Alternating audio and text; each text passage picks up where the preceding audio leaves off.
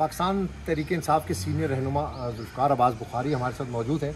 Internationally Khan साहब पर जो दहशतगर्दी का मुकदमा बनाया गया, इसको इंटरनेशनली बहुत हाईलाइट किया गया। क्या इम्पैक्ट है इसका और क्या होने जा रहा है?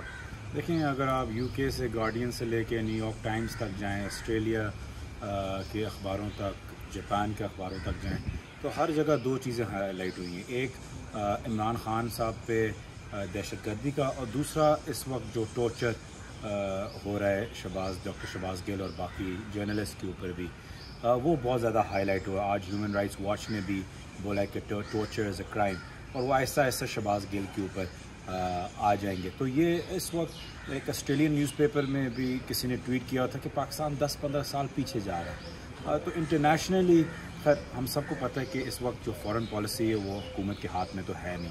तो इस वक्त इंटरनेशनली जिस तरीके से ये अपेयर कर रहे हैं, पाकिस्तान को ये 10-20 साल पीछे लेके गए। इसकी वजह से इंटरनेशनली पाकिस्तान को नुकसान होगा। हम दहशतगर्दी का खात्मा कर रहे हैं, ऐसी चीज़ों को खात्मे के लिए हम कोशिश हैं, तो क्या मुस्तकबिल में ये चीज़ें हमें परेशानी का बायस हमारे लिए बन सकती हैं? देखें, जो टेररिज्म का लेबल जो वेस्ट ने हम पे लगाया था, अब वही आप पे हंसेंगे कि खान साहब को आप कई चीज़ें लगा सकते हैं, पॉलिटिकल विक्टिमाइजेशन जैसे भी आप करना चाहें कर सकते हैं, लेकिन खान साहब को आप के ऊपर दहशतगर्दी का चार्ज, तो ज़ाहिर बात है पूरी दुनिया इस पर हंसेगी। सिर्फ पाकिस्तान के अंदर नहीं, पाकिस्तान के बाहर हर बंदा इस पर हंस रहा है। ऊपर से आपने जो टॉर्चर के टेक्निक्स इस्तेमाल किए हुए हैं, ये तो गुआंटानामो बे में जाके इस्तेमाल होते थे। तो ये क्या आप इम्प्रेशन देना चाह रहे हैं पूरी दुनिया को कि आप उन प्रिजन कैंप्स, उन टॉर्चर कैंप्स से भी बदतर सलूक कर रहे हैं, सिर्फ़ और सिर्फ कि किसी से कोई गलत अल्फाज या वो अल्फाज जो आपको पसंद ना आए वो इस्तेमाल हो गए। और रूल ऑफ लॉ किधर है? मेन चीज़ है कि मुल्क में चाहे जो भी हो रहा हो, नज़र आना चाहिए कि रूल ऑफ लॉ है। रूल ऑफ लॉ तो नज़र ही नहीं आ रहा कहीं। हर चीज़ किस जज के पास जाके ये रिमांड हो जाती है, कभी फिजिकल रिमांड, कोई प्रोसीजर, क्लियर ट्रांसपेरेंट प्रोसीजर ही नहीं नज़र आ रहा किसी चीज़ का। बस एक ही अटैम्प्ट आ रहा है कि इमरान खान साहब को किसी ना किसी तरीके से दबाव से या चुप किया जाए या डिस्क्वालीफाई किया जाए। सारा नज़र आ रहा है कि सारे मुल्क की ताकतें बस एक तरफ लगी हुई हैं कि इमरान खान को कैसे हम चुप करा दें या उनको डिस्क्वालीफाई कैसे करा दें। ये भी इल्ज़ाम लग रहा है कि ये जो इंटरनेशनली ख़बरें हाईलाइट हो रही हैं, एक लॉबिंग फर्म आप लोगों ने हायर की है, ये उसके थ्रू ये काम, अब ये हुकूमत की तरफ से ये इल्ज़ाम आपके ऊपर आ रहा है। देखें, एहसन इकबाल साहब पढ़े लिखे इंसान हैं, लेकिन पता नहीं क्यों ऐसे जाहिलाना बातें करते हैं कभी कभार। बात यह है कि लॉबिंग फर्म और पीआर फर्म में ज़मीन आसमान का फ़र्क है। जब आप फर्म वहाँ रजिस्टर भी करते हैं, एक या आप उसको लॉबिंग फर्म करार देते हैं या पीआर फर्म करार देते हैं। पीआर फर्म क्या होती है? जो फेंटन की जो हमने हायरिंग की हुई है, फेंटन की हायरिंग ये है कि वो एक पीआर फर्म है। पीआर फर्म का ये मतलब है कि खान साहब अपना मौक़िफ़ अखबारों और न्यूज़पेपर्स तक पहुँचा सकें।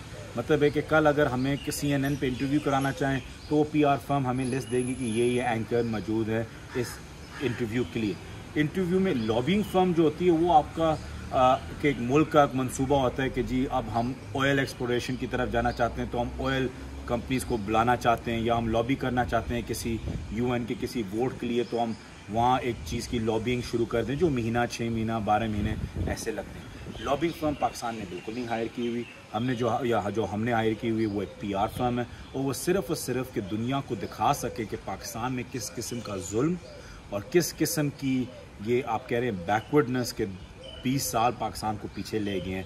एक बच्चे की फॉरेन मिनिस्ट्री की इंटर्नशिप के पीछे, और एक इंसान की शेरवानी और वो प्राइम मिनिस्टर रहे, और क्योंकि एक दो और लोगों की ईगोज़ आ गए। ऐसा भी कहा जा रहा है कि पैमरा की पाबंदी के बाद बहुत से इंटरनेशनल टीवी जो हैं वो खान साहब का इंटरव्यू करना चाहते हैं, एक लंबी लिस्ट है।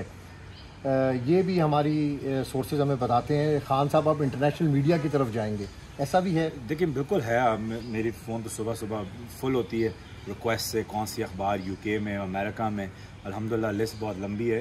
इमरान खान साहब प्राइम मिनिस्टर बनने से पहले ही पाकिस्तान के सबसे मशहूर पाकिस्तानी थे। प्राइम मिनिस्टर बनने से पहले उनको एक पूरी दुनिया में एक PM का प्रोटोकॉल मिलता था। लोग पाकिस्तान को कभी कभार इमरान खान की वजह से पहचानते थे। ज़ाहिर बात है पहचान इमरान खान ने पाकिस्तान नहीं दी है, लेकिन इमरान खान को एसोसिएट करते थे, अच्छा इमरान खान पाकिस्तान। तो ज़ाहिर बात है कि उनको जो फ़ैन फॉलोइंग है, जो उनकी एक एक्नॉलेजमेंट है बाहर, वो बहुत अहम है।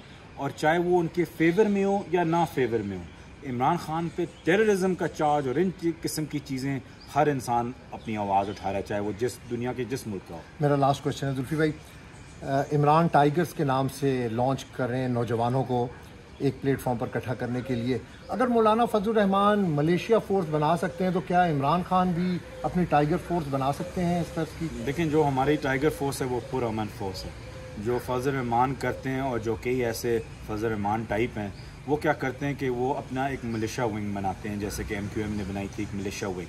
हम बिल्कुल इसमें यकीन नहीं रखते, किसी पॉलिटिकल पार्टी के पास एक मिलिशिया विंग नहीं होना चाहिए, वो आप डेमोक्रेसी को डिस्ट्रॉय कर देते हैं। लेकिन जो हमारी टाइगर फोर्स है वो एक रैपिड रिस्पांस फोर्स टीम है कि यंग टाइगर यूथ जो है हमारे वो इलाकों में निकलें, चाहे हम महंगाई के बारे में आवाज़ उठाएं और जलसा कराना चाहें या कोई रैली कराना चाहें, चाहे आपको बनी गाला अगर खान साहब पे खुदा न खास्ता कोई अरेस्ट का फिर से अटैम्प्ट हो तो वो वहाँ पहुँच सकें। तो ये एक रैपिड रिस्पांस टीम आप कह सकते हैं यूथ की, कि यूथ को इंगेज रखे। 65% इस मुल्क की यूथ है, सब के सब पाकिस्तान तरीके इंसाफ और इमरान खान के और वो मलेशिया फोर्स जो है, मलेशिया फोर्स जो है वो तो आप कह सकते हैं एक टेररिस्ट ऑर्गेनाइजेशन ना, वो तो मैं यूथ को लेके थोड़े से पैसे दे के उनके हाथ में बंदूक पकड़ा दूं तो वो एक मलेशिया फोर्स बन जाती है। वो बनाना कोई मुश्किल काम नहीं है, लेकिन वो ना हमारा मौक़िफ़ है ना हमारा उसमें बिलीफ है, हम उसको बिल्कुल कंडेम करते हैं और वही चीज़ें टेररिज्म की तरफ लेके जाती हैं। इसलिए राना सनाउल्लाह, फजल रहमान ये हकीकी तौर पर दहशतगर्द हैं। अगर आप उनको देखें, ये किसी और मुल्क में होते ये दहशतगर्द होते, इनमें और कोई उनको आप मौलाना शना नहीं कह सकते। अब ये दहशतगर्द है राना सनाउल्लाह और दहशतगर्द है फजल रहमान, इसमें कोई दो राय नहीं है। और जो MQM है वो तो पूरी दुनिया को पता है एक टेररिस्ट ऑर्गेनाइजेशन थी, जिस तरीके से वो टॉर्चर करते थे। तो ये हम इसमें बिल्कुल यकीन नहीं करते और हमारा बिल्कुल ये मौक़िफ़ नहीं है। हमारा मौक़िफ़ सिर्फ ये है कि यूथ को एक्टिवेट करें, जो खान साहब के साथ खड़े हुए हैं उनको एक रैपिड रिस्पांस टीम बनाएं कि जब भी खान साहब कॉल दें वो सड़कों पर पुरअमन तरीके से आएँ। Thank you very much. Thank you.